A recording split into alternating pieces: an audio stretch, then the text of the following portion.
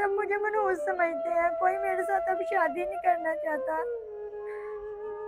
सब मुझे यही कहते हैं मेरे साथ दोस्ती कर लो, ये कर लो, वो कर लो। तो क्या मैं कभी किसी की इज्जत नहीं बन सकती? क्या मैं कभी किसी कोई मेरे साथ कभी शादी नहीं करेगा? क्या मेरी किस्मत में यही सब लिखा हुआ है, धक्के और रोना धोना? कोई भी नहीं है मेरा, मैं कहाँ पे जाऊँ अब?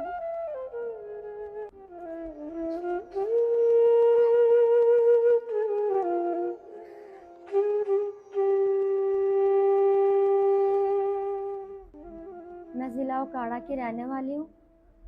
मैं मैट्रिक तक पढ़ी हूँ। कॉलर का काम भी मैंने सीखा है और अभी मैं कॉलर में ही काम कर रही हूँ। बहुत छोटे थे हम बहन भाई जब मेरी वालदा का इंतकाल हो गया था। हम 4 बहन भाई हैं। जब मेरी वालदा का इंतकाल है तो उसके बाद मेरे वालिद ने हम चारों बहन भाइयों को बहुत लाड प्यार से पाला। 19 साल की थी मैं जब मेरे वालिद ने मेरी शादी की है मेरे चचा साहब के साथ। बहुत खुशी से, बहुत धूमधाम से उन्होंने मेरी शादी की। सब बहुत खुश थे। सब अच्छा जा रहा था कि शादी को भी थोड़ा ही अरसा गुजरा था कि वो बीमार रहने लग गए। जब वो बीमार रहने लग गए तो पता चला कि रिपोर्टें करवाई, डॉक्टर से टेस्ट करवाए थे कि उनको टीबी है। जब रिपोर्टें वगैरह देखी, उनका इलाज करवाया, लेकिन उनको पुरानी टीबी थी जिसकी वजह से उनका इंतकाल हो गया। वो इस दुनिया से रुखसत हो गए।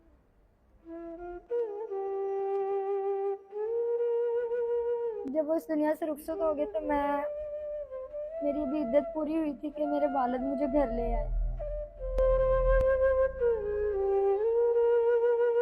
मेरे घर में मुझे लेके झगड़ा शुरू हो गया। मेरी भाभियाँ मेरे साथ झगड़ा करने लग गई।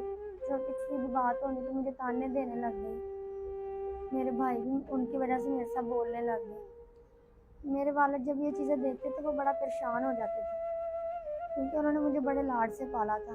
सबसे छोटी थी मैं घर में। तो जब उन्होंने ये चीज़ें देखी तो उन्होंने, हमारे दूर के रिश्तेदार थे, उन्होंने मेरा रिश्ता मांगा तो मेरे वालिद ने वहाँ मेरी शादी कर दी।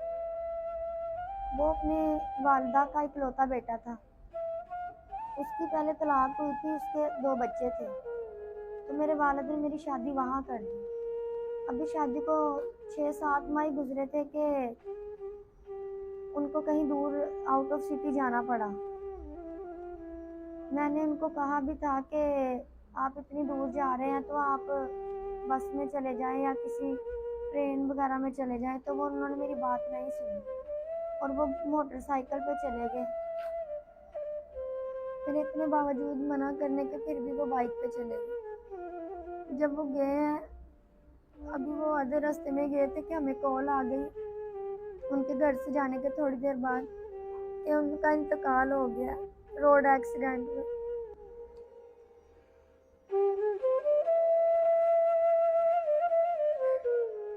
जब मुझे ये खबर पता चली तो मैं बहुत परेशान हुई, बहुत रोई।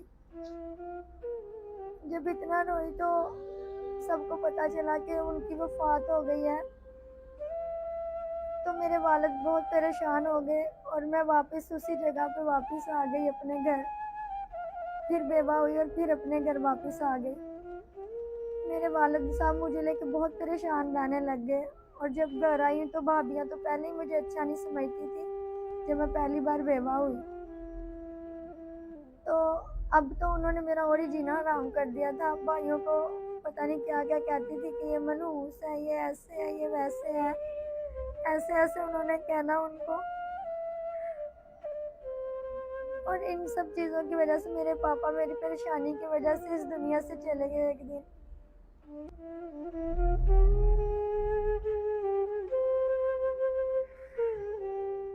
जब उनकी भी वफात हो गई तो मैं बहुत अकेली रह गई थी।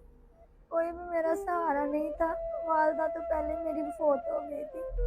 तो भाभीियों ने भाइयों को कह कह के मुझे घर से धक्के दे के निकलवाना। मैंने उनके पाँव पकड़ने के मुझे यहाँ पे रहने दे भाई, मेरा कोई भी नहीं है आप लोगों के अलावा। पर उन्होंने कहना नहीं तुम मनहूस हो, तुम बदकिस्मत हो, तुम हम पे भी ऐसे करोगी, तुम्हारी वजह से हमें भी ये हो जाएगा वो हो जाएगा।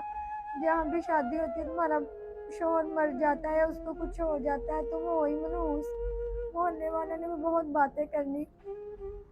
ये सब चीज़ें, घर वालों के ताने, लोगों के, मोहल्लेदारों के ताने, बातें सुन सुन के, कि वो जो मुझे कहते थे मैं मनहूस हूँ, मैं ऐसी हूँ, मैं वैसी हूँ, ये है वो, तुम हो ही ऐसी, पता नहीं वो मुझे क्या क्या कहते थे। उन सब की बातों की वजह से जो मेरा दिल दुखता था, मुझे तकलीफ होती थी, वो मैं जानती हूँ। इन सब की बातें बर्दाश्त कर कर के मैं बहुत तंग आ गई थी। फिर हमारे मोहल्ले में एक किराएदार आए, उनका एक बेटा था। उसने मुझे देखा आते जाते कहीं, उसने मुझे शादी की ऑफ़र की, तो मैंने बगैर सोचे समझे, बगैर उसके साथ शादी के लिए हाँ कर दी। और मैंने उसको नहीं बताया कि मेरी पहले 2 शादियाँ हुई है, क्योंकि मैं डरती थी कि कहीं ये मुझे इस वजह से छोड़ ना दे, ये ना हो जाए, वो ना हो जाए। मैंने उसके साथ शादी कर ली। अभी शादी को 2 माह ही हुए थे कि फिर से मोहल्लेदारों ने उनको बता दिया, आते जाते किसी ने उनको बता दिया कि नहीं, इसकी पहले 2 शादियाँ हुई हैं और ये बहुत मनहूस है, जिससे भी शादी करती है वो बंदा इसका मर जाता है। मुझे नहीं पता सब लोग मुझे क्यों मनहूस कहते थे, और क्या मैं, अल्लाह ने अगर मेरी किस्मत ऐसी बनाई थी तो क्या मैं इतनी मनहूस हूँ कि लोग मुझे इतनी मनहूस कहते हैं। किस्मत तो खुदा बनाता है ना सबकी। उन्होंने लोगों की बातों में आके मुझे तलाक दे दी और मैं एक बार फिर अकेली हो गई। मुझे नहीं पता था कि अब मैं क्या करूँगी क्या नहीं। उन्होंने मुझे तलाक दे दी और फिर मेरा तो कोई घर भी नहीं था जहाँ मैं वापस जाती। भाइयों ने तो पहले ही मुझे घर से निकाल दिया था। मैं बहुत परेशान थी, अब मैं कहाँ जाती। फिर मैं कभी घर नहीं गई और मैं अपनी दोस्त के किसी एक घर में आ गई, अपनी दोस्त के साथ रहने लग गई, उधर पार्लर का काम करने लग गई और अभी मैं वही करती हूँ। बताए मुझे कि अगर अगर एक लड़की के साथ ऐसा होता है, अगर उसकी किस्मत में अल्लाह ने ऐसे लिखा है, तो क्या वो मनहूस होती है? क्या इसमें मेरी कोई गलती होती है अगर बेटी के नसीब ऐसे होते हैं? मैं बहुत परेशान हूँ, बहुत परेशानी में हूँ इस टाइम, और मुझे नहीं समझ आती कि मैं क्या करूँ, किसे क्या बताऊँ। सब मुझे मनहूस समझते हैं, कोई मेरे साथ अब शादी नहीं करना चाहता। सब मुझे यही कहते हैं मेरे साथ दोस्ती कर लो, ये कर लो, वो कर लो। तो क्या मैं कभी किसी की इज्जत नहीं बन सकती? क्या मैं कभी किसी कोई मेरे साथ कभी शादी नहीं करेगा?